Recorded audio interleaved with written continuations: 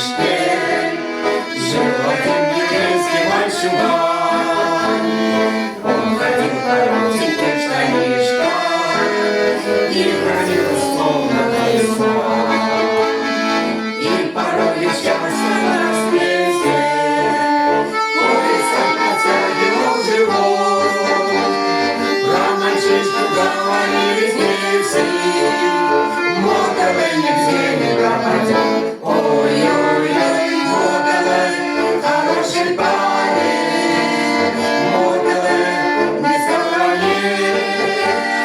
Мотовый, хоть не шикарен, зато наш Мотовый, ну просто молодец. Ой-ой-ой, Мотовый, хороший парень, Мотовый, не сохранит.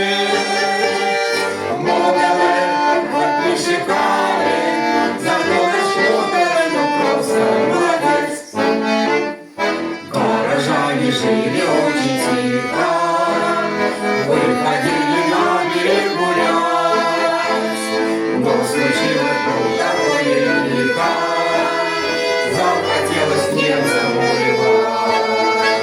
Как огнем прошлись по городишку, чудо смерти разбирать, сильно только оставили мальчишку, немцами убит отец и мать. Ой-ой-ой, Мотовый, хороший парень, Мотовый, не сохранит.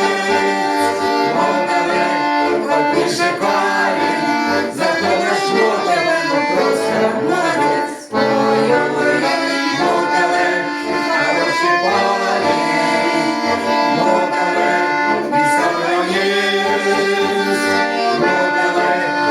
Шикарен, зато наш Мотовый, ну просто молодец. Мото стал разведчиком в отряде, и собою он совсем хорош. Что-то есть у мальчика во взгляде,